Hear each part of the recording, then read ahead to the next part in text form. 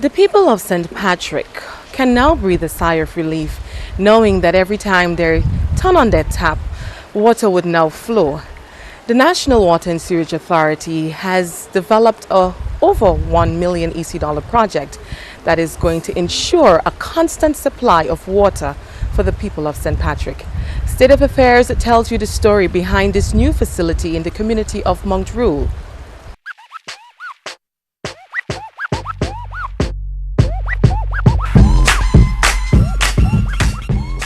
St. Patrick's is situated in the northern part of Grenada and rich in history, with an estimated population of 10,000 according to the 2001 National Census of Grenada. It's a rural parish that's agricultural based, and for years government has envisioned a robust tourism plan for this part of the island. Visions of major hotels and new seaport, big business and even bigger investment for the people in the area. But this dream is being blurred by, among other things, an inadequate water supply. This is seen as one of the impediments to economic growth in St. Patrick. But all this could change for the better with the construction of a new treatment plant in the village of Mount Rule. The National Water and Sewerage Authority, Nawasa, says with this new plant, St. Patrick's is now ready for business. So water comes in from the river into first chamber, the inlet chamber, or also called the mixing chamber. So sometimes in this process here we add chemicals for coagulation, causing the sediments to flock together and drop to the bottom, and it goes in this big basin to drop off, particles to drop off. So this is called the sedimentation chamber. We have another plant not too far from here. That is a Peggy's Wind plant. That plant produces about 400,000 gallons per day. But that plant used to have problems with frequent blocking of the intake structures. And it takes a considerable amount of time to have those intake structures cleaned, and leaving the people in the St. Patrick's area without water for some time. Persons would remember the unfortunate adverse climatic conditions in 2013, where the plant was actually out of service for about 3 weeks, and we had serious challenges trucking water in from both St. Andrews and St. Mark's. Schools were forced to close. It affected businesses, and of course it affected consumers in general. So we made the decision at that point to prioritize this plant, as I said, from a redundancy standpoint, so at least now we have 2 production sources in the parish. This is the first time in 20 years Nawasa has undertaken a project of this magnitude. It cost the company about 1.4 million EC dollars, not loans, not grants, but monies which came from the contributions of customers towards their monthly bills. We had to prioritize and basically save on our revenue to be able to do this. But it was that important that we couldn't wait for external financing to do it. We felt we needed to go ahead and accomplish it so that we would be able to ensure a consistent supply in the area. What we call slow sand filtration.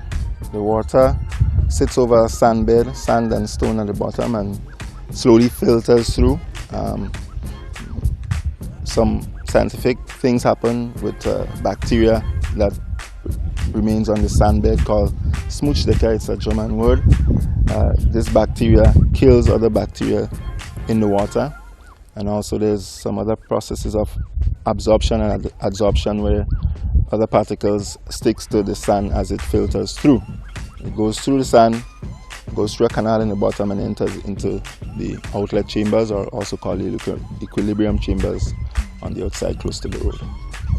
When it goes normally, we suffer for sometimes a few hours, but then as the new plant comes now, I think that it would do a lot for us, help us in terms of our water supply will much improve to how it was at the first time. I'm hoping it should be. The Keith Mitchell-led administration has consistently advocated a vision for St. Patrick's that includes major developments for the town of Sauteurs. A new seaport, road network improvements, and developments in the tourism experience are all part of that vision. A frequent flow of water is a part of this ambitious plan. Anyone wanting to set up business or expand your business, there are a number of things you look at. Consistent water supply, consistent electric supply and rate, communication, telecommunication. These are all the factors that an investor will look at before he ultimately make the decision to invest in that particular area. Consistent water supply is always a challenge and a necessity, especially for investments of that type. So we are happy that we now actually have in that area, especially in the rainy season, we actually have more supply than we actually need. When you hear weekend times, you know everybody's at home. You can't get water. It drip or it go and it come till 7. And is the plant on? If the plant is on already, I could tell you there's a great difference. The water, the pressure is heavy day and night. So I think it's a plus and a plus for us. Having the new Mount Rule water treatment plant is not just good news for the people of St. Patrick, but it's also a plus for neighboring villages in the St. Mark area as well, whose water supply will significantly improve. Now that this plant is able to produce as much as 250 to about 330,000 gallons per day, some of the areas that the Peggy's Wim plant would produce or used to service, this plant can now take up some of that, and Peggy's Wim, which is at a much higher elevation, can now supply some of these areas that are far off, like St. Mark's, as far as some areas in St. Mark's. Nawasa has come through for the people of St. Patrick, who were crying out for a consistent flow of water in their taps. Now, with the new Mount Rule water treatment plant, the parish is positioning itself to move to the next economic level. For State of Affairs, I am Abigail McIntyre.